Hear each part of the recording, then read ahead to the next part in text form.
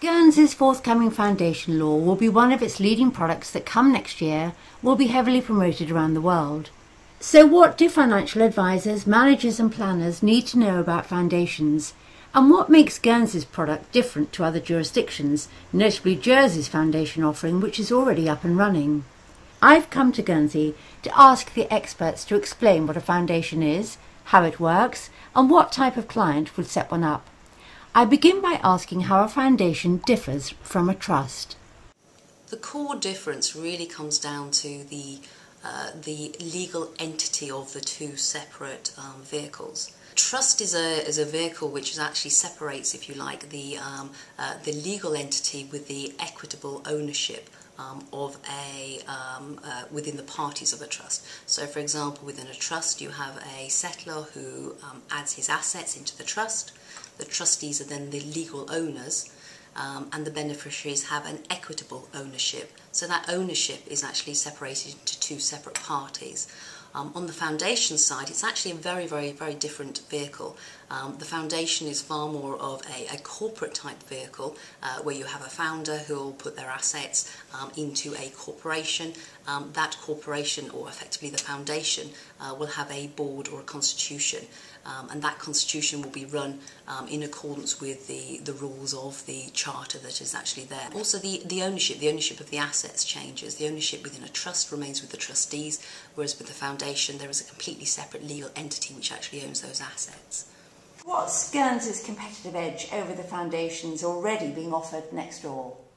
We talked to senior London lawyers in the wealth management sector who really wanted a jurisdiction that they could feel they could trust, and that they were used to using for other products to bring out a foundations law, rather than them having to go to places like Liechtenstein or say Panama for that product.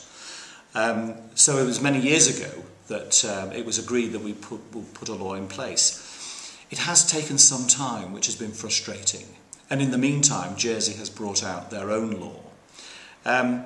And is being successful in marketing the foundation product, particularly in those areas of civil jurisdictions where perhaps a trust is not acceptable. I think, in what Guernsey is putting together will be demonstrably better, because we have given ourselves time. We can see what's in the Jersey legislation.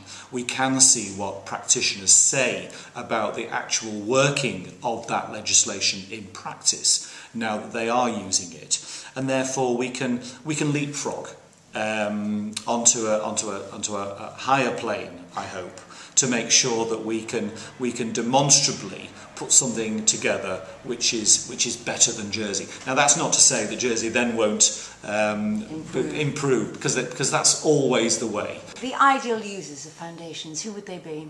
I don't think there is an ideal user. Foundations, historically, if you ask the man in the street what a foundation's for, he'll say, oh, it's for the Rockefeller Centre or the Guggenheim or the Cadbury or somebody like that. And they see them as being philanthropic institutions, and they can be, and they still are used for that extensively. Charitable purposes, they're very useful and very resilient. But also, they can be used with inheritance planning particularly. It's not a tool one would necessarily look to for tax mitigation, but because of the way that they're structured, they can be used particularly for asset protection, dynasty planning, that sort of thing. My group has a growing presence in Asia, and Asian clients come from a culture where the patriarch of the family normally controls the family wealth throughout his lifetime, and patriarchs really do not even want to talk, because it's a cultural matter in Asia. They find it very difficult to talk about what will happen after their lifetime. But nevertheless, they want to have some sort of succession planning in place. Now, there are various trust structures around the world which try to cater for this, but the foundation, arguably, is ideally suited to holding the assets of Asian families, particularly where there are perhaps very wealthy family operating companies where you want to provide some succession in planning for the ownership and the management of those companies. So you exercise that through the voting power, which would be held by the foundation. So I see great potential in that area in Asia. Could you give us some idea about the ideal uses of a foundation? Yes, I think they're going to be very similar to that of the trust. That's going to include asset protection, wealth planning, that's dynastic planning, ensuring that your assets, the patriarch's assets, follow his wishes with regard to going down the family chain. Also philanthropic purposes and confidentiality. What I would say is tax mitigation is not really a driver these days. These structures are primarily set up for the reasons I've just said, wealth planning, asset protection. But what is very key is that they are tax neutral. The days of setting up structures to avoid tax, they've gone, and rightly so. There is also the corporate use, and whether this be for private equity, off-balance sheet financing, provision of employee benefits, or subordinated debt. You know, there are a number of uses of the foundation, again similar to the trust, for corporates. Foundations need expert input, so who are the key players here? Where we are building structures for clients, which is what we always talk about, it's a phrase everybody uses. We'll take that analogy a little bit further. When you have a structure, you need a builder, and you need a builder maintenance man to make sure it all works. And that's what the fiduciaries do.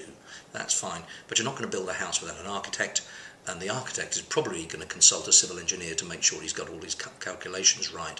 So the input from your planning accountants and from the legal side of the planning world is also going to be essential.